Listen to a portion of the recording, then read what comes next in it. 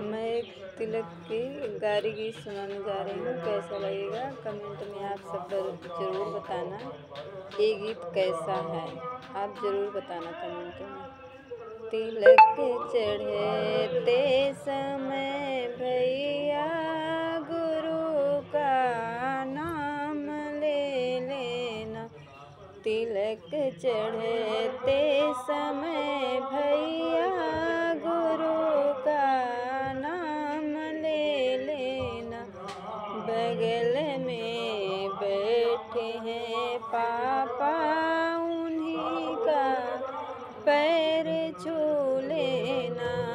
बगल में बैठे हैं पापा उन्हीं का पैर छू लेना।